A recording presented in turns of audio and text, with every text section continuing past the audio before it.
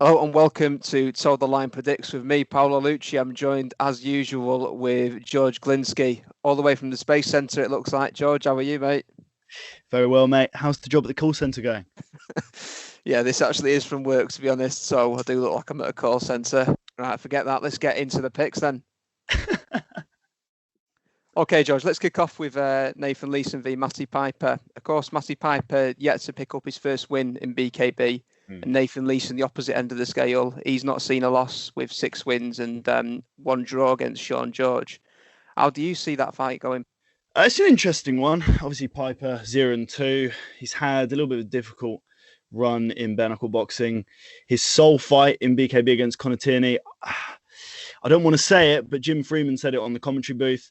He was questioning whether or not he was looking for a way out in that fight. I think the heart was definitely questioned that night. We'll see how it goes against the man he's faced before in Nathan Leeson.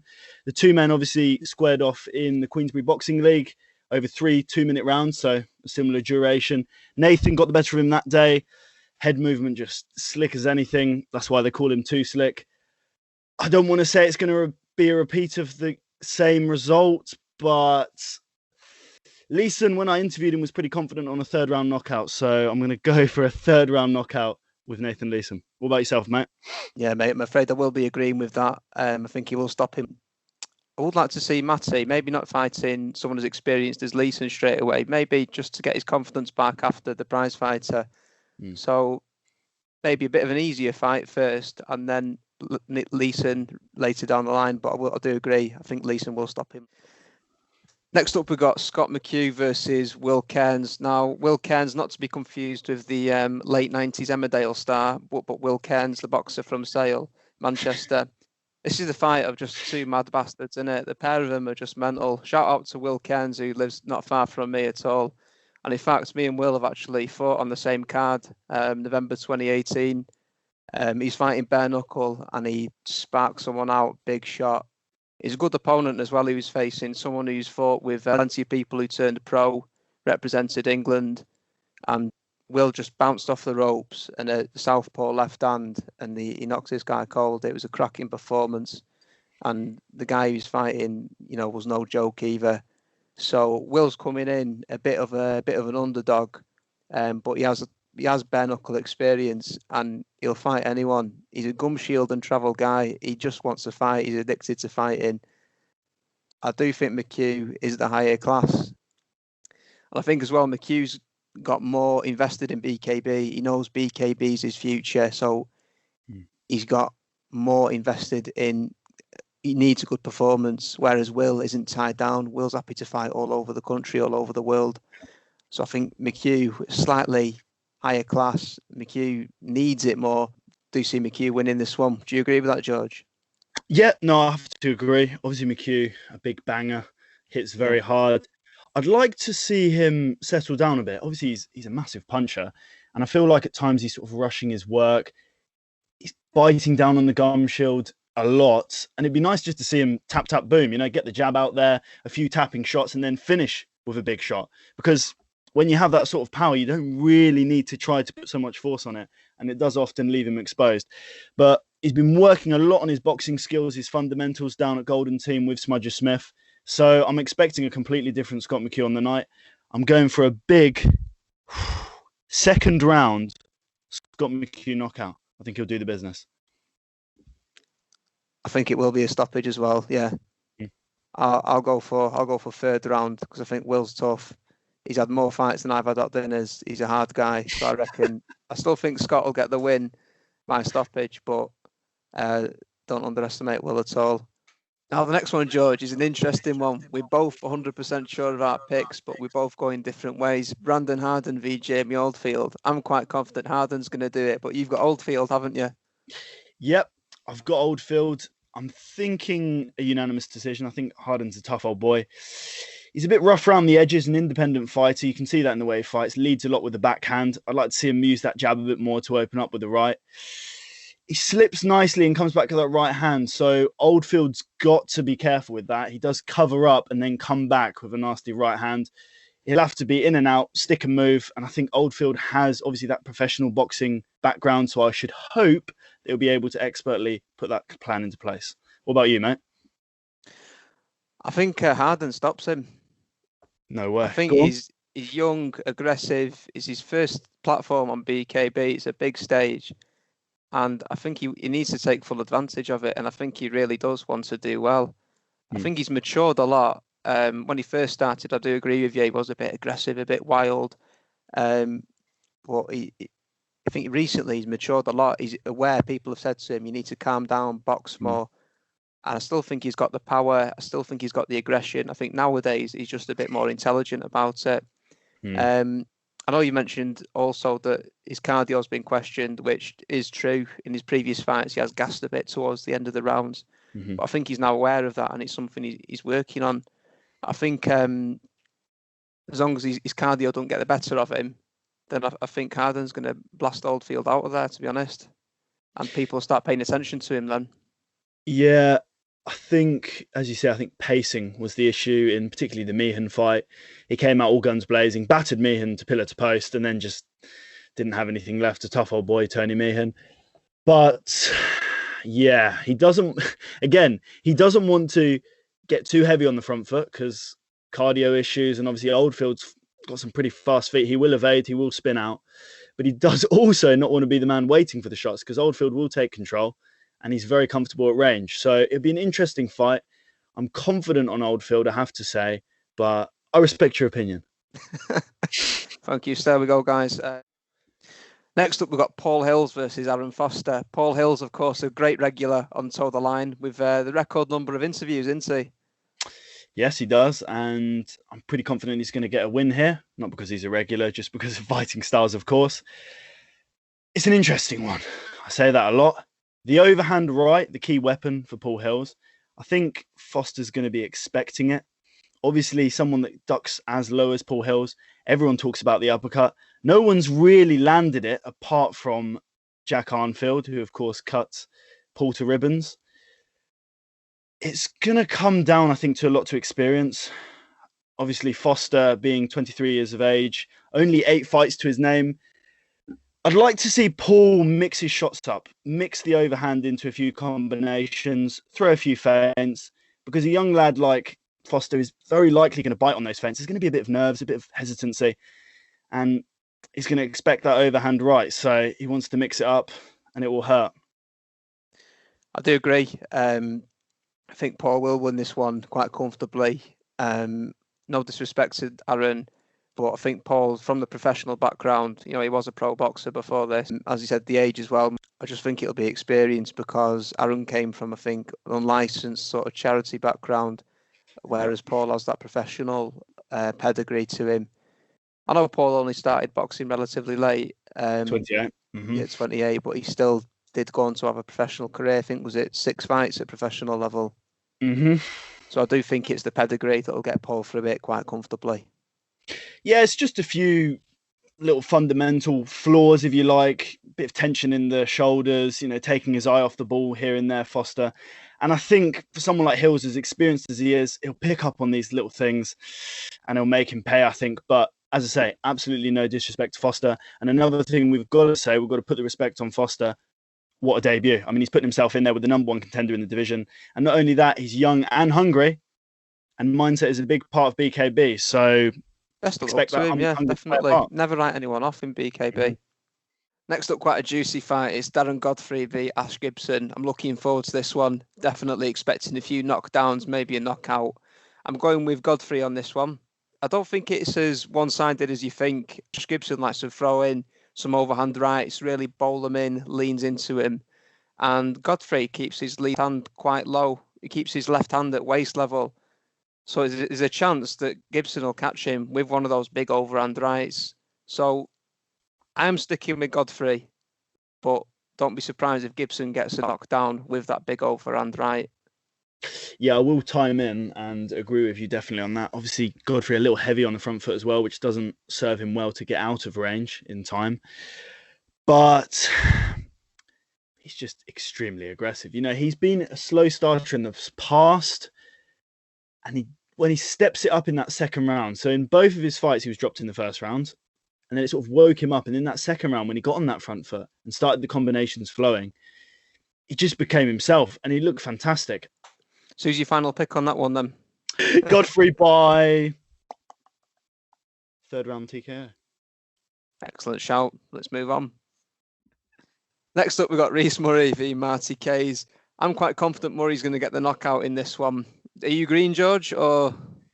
I'm going for a Murray win, but I'm not going by a knockout. Simply because Marty Kays, if you've watched any of his fights, you'll know, 6-44. I think he's only got 3 stoppage losses. And the only times I've been able to see him even hurt is to the body. The guy's got an iron chin. Now, that doesn't rule out cuts, of course. He does like to walk through shots, which isn't ideal in BKB. Not in bare knuckle, no. He's a traditional journeyman in that sense. But yeah, he has a tendency to walk through shots, cover up on the ropes. These are things that in BKB won't transfer particularly well. Obviously, he'll know that. He'll make the adjustments, I should think. He's an experienced man. Murray's only had 11 fights, 10-1 as an unlicensed boxer. It really is youth versus experience in this. But one thing I will say in terms of Marty Kays' defense is the cross guard. Now, this guard, we saw Ricardo Franco use it, but really, you're presenting elbows here. He actually uses it, sort of weird, like cross. He changes it around. He adjusts it depending on the shot selection. But in bare knuckle boxing, a bare fist is going to get real hurt against them elbows. So, you know, I'm just going to put it out here. I'm not necessarily saying this is going to happen, but it's a horrible prediction. Reece Murray might break his hand on Marty Kays' elbows. I'm just putting out a wild one there. So, I wonder what the odds are on that at Netbet. Were they offering that? I don't think there are any odds on these particulars, but Netbet needs to jump on that because that is a good bet, that one. I just think that Reece, if he controls himself, you know, as you get with young fighters making their debut, he's an aggressive fighter. He just needs to rein himself in, because if you do get too aggressive, you do get too reckless, you can miss shots wildly, and that'll let Marty survive to a point, you know, to a decision at the end of it. So I just love Reece to keep his head, take advice from Smudger, from Scott, from Matty, everyone at the gym that he trains at up in Leeds. Shout out to all those boys, especially Smudger. Just take advice from them, try and keep a level head. Slow down, you'll get there sooner, is my advice with the stoppage. So he'll have the experience which Marty Kays won't have coming in. Both of them obviously haven't fought bare knuckle at this level. You know, streets don't count, but you know, they haven't fought at this level. So I think he'll have the advantage in that sense. He'll have, you know, Smudger in the corner, shouting out the right commands. It's an interesting one. He's fast, both in his hands and feet. He's got the youth. We'll see how it goes, but I'm going for Murray. So next up, we've got my mate Bash Fakhouri. Yes, Bash versus Conan Barbaru, the very first Romanian bare knuckle boxer. This one isn't going the distance. I don't think we need judges for this, do we? No, I don't think so. It's a knockout either way. The overhand was what Paul Hilz was able to land at free will with Bachir Fakhouri. And unfortunately, that's Barbaru's best shot. He's very fast. He's got real brutal power in both hands. Comes from that mixed martial arts background, but he is tight, he is compact, he tucks the chin. He looks more like a boxer than Fakhouri does from his last performance. Obviously, he's been training extremely hard. Weight was an issue in the last one. Last time I checked in with him, he was at 79 kilograms, so he was on weight. He was looking good, very fit.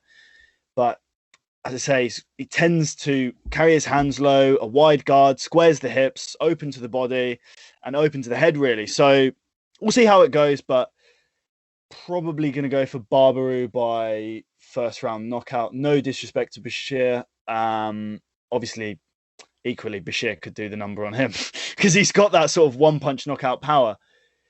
I'd like to see improvements. I've seen in videos that he's tightening up.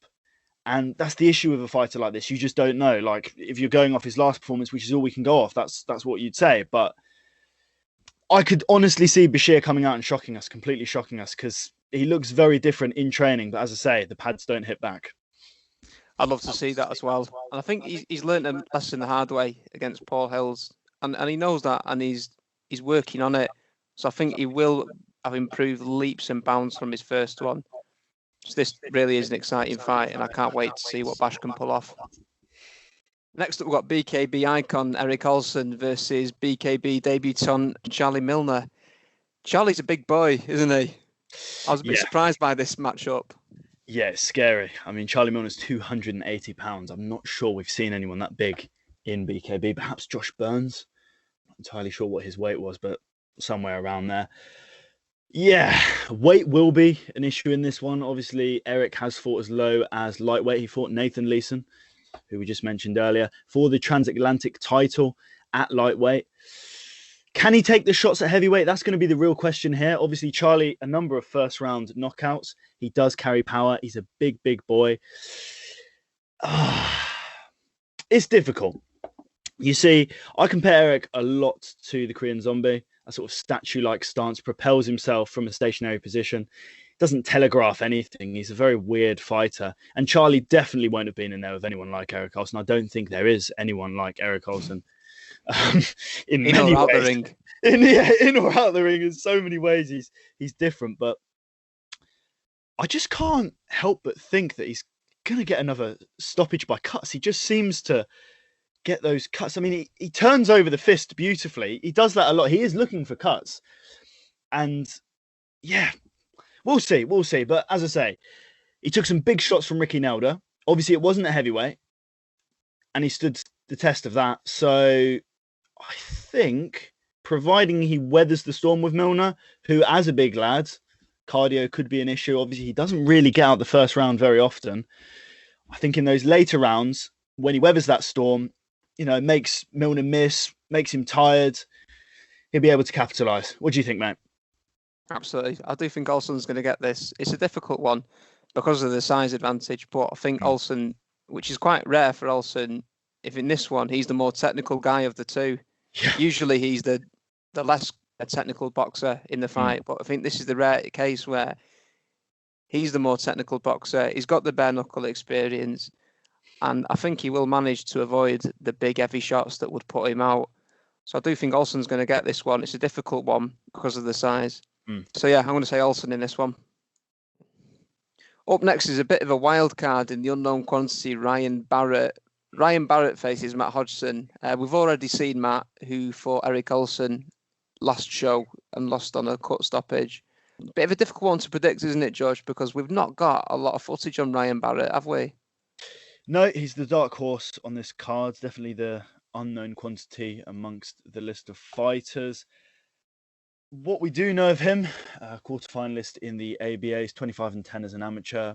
He has the boxing background. Well, of course, Hodgson has that mixed martial arts background with the 6 bare knuckle boxing fights. Of course, 1 in BKB, 5 outside on the regional scene.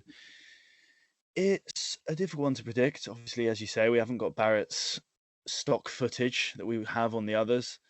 I've seen clips of fights. I've seen clips on the bag, clips of sparring. He looks a decent technical boxer, very fast, fluid. He's similar to Hilz in the fact that he's a very hard-working man. He obviously loves boxing. We've seen him sparring down with Chris Eubank a while back. He's got some good sparring in. Will his eye hold up? Obviously, the terrible cut. Is that going to be a hindrance? We've seen that with Paul Stredder. Yep, we've seen it with Paul Stredder in the past. That scar tissue does seem to become a hindrance in later fights. But with Barrett, we also have another problem physically, Crohn's disease. Now, I'm not entirely educated on Crohn's disease, so if I am incorrect, I will hold my hands up on this one. Hopefully, Ryan can correct me if I'm incorrect on this one. But with Crohn's disease, there is obviously a weakness in the abdomen area, which Matthew Hodgson likes to light up with body shots. So I wonder, will the body shots drain Barrett more than perhaps Barrett's shots on Hodgson? We'll see.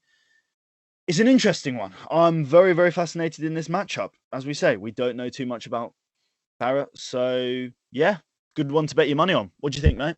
Agreed. 11-10 outsider Ryan Barrett is with the bookies.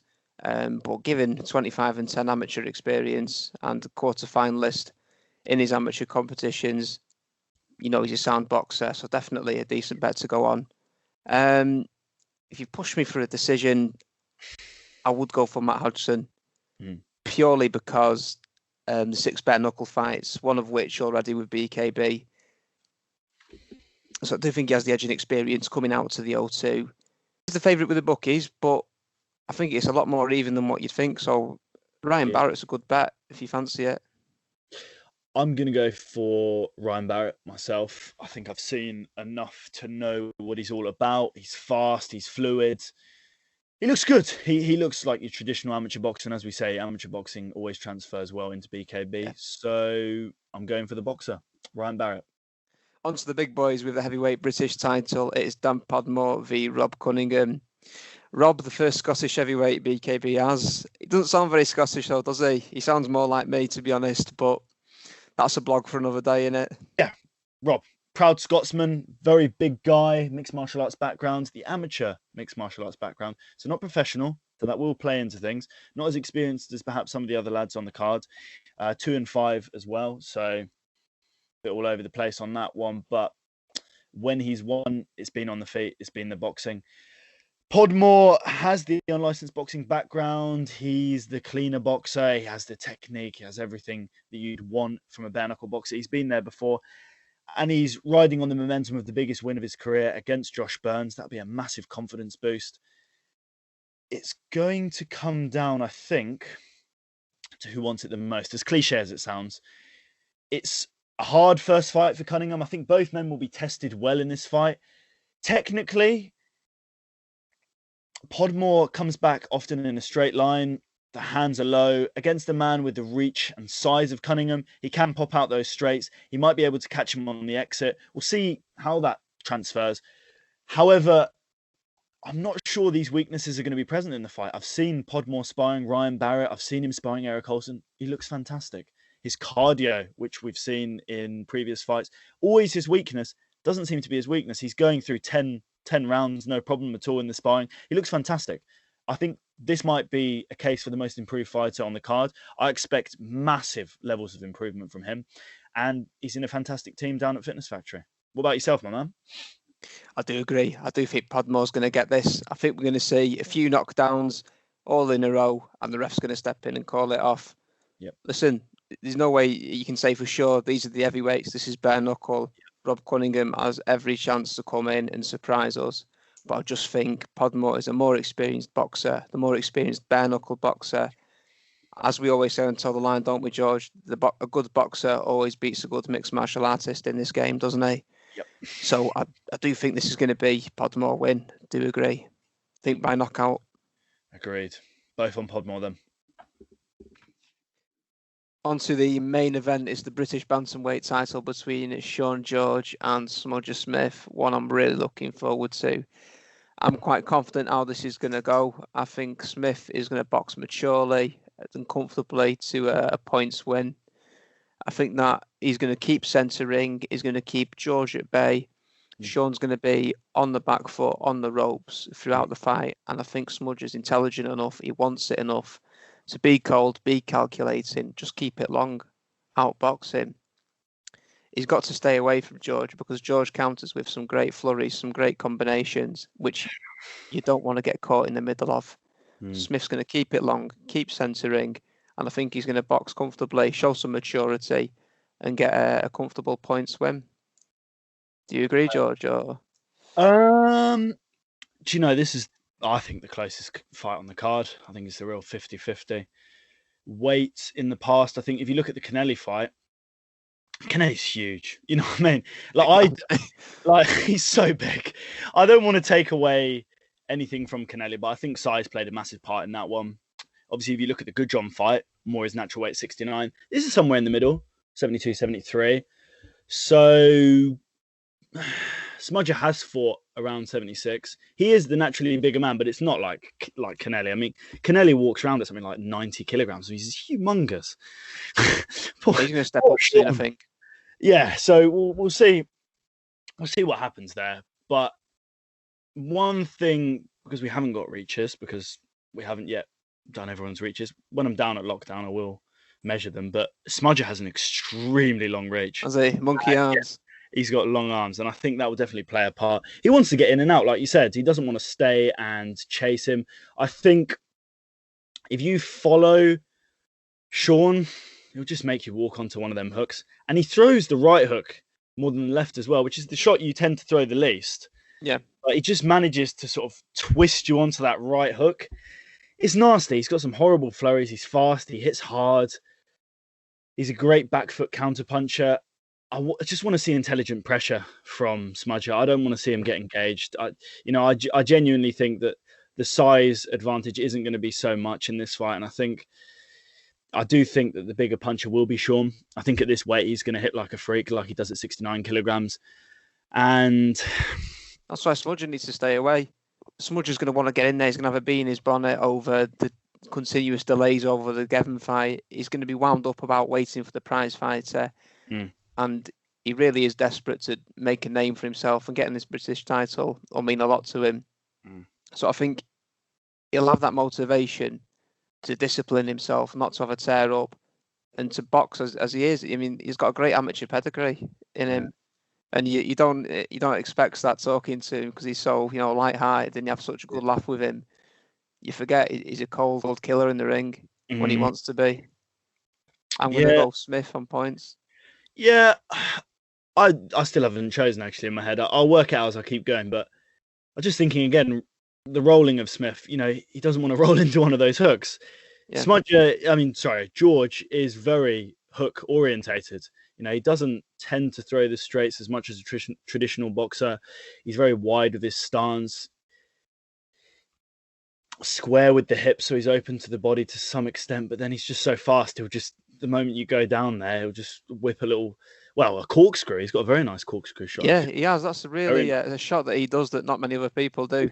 He throws that beautifully from range because that's the thing. He's good from range. He's good from all ranges. Yeah. As long as he's on that back foot. I think Smudger will want to nick the rounds early and then make Sean come onto him because that's where he's weaker. But yeah, Smudger he's a versatile boxer, so I'll go for him in this one on points. I'm really hesitant either way. I'm really struggling. This might even change. I've had this with a few fights, but yeah, I think I'm gonna go for Smudger on points. But honestly, I just wouldn't be surprised if Sean pulls out the bag either. Sean definitely can't do it. He is dangerous no matter what. He's so hard. He's so experienced. He's just got nothing to prove though. He's definitely going to go in the Hall of Fame, deservedly so. Yep. I think Smudger really wants to prove himself. I think Sean George has achieved so much in the sport and he's done so much already that this would just be a bonus. Whereas I think Smith feels like he needs this to prove himself. Yeah, I mean, Sean's won a British and a world title. Smudger hasn't won anything yet. Obviously, he's in a prize fighter final. 2021 should be a big year for him. My head says Smudger, my heart says Sean. What are you going for, head or heart? It's a difficult one. I'm going for Smudger. I'm going for Smudger on this one. 55-45. That's my percentages. Okay, down to business. Netbet are, of course, the only bookies taking bets on BKB Lockdown on Friday the 27th. The way they do it is just winner and loser. They're not yet looking at points, knockouts, etc. Please gamble responsibly. Don't bet your house on it. But if you are going to bet your house on it, do it responsibly.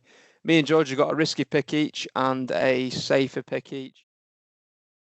But yeah, listen, Paolo, it's been a pleasure. Thank you very much for anyone that's made it to the end of this video. If you have, smash that like button, bang that subscribe button, and tap the bell lightly because we want you to stay notified on all the great content coming through to the channel. Paolo, thank you for leading. It's been beautiful, actually, sitting back and listening to you speak. Usually I am the leader, so we'll have to do this more often. But yeah. Yeah, thank you, mate. Yeah. Thank you, guys. Well, enjoyed it. Bye, everyone.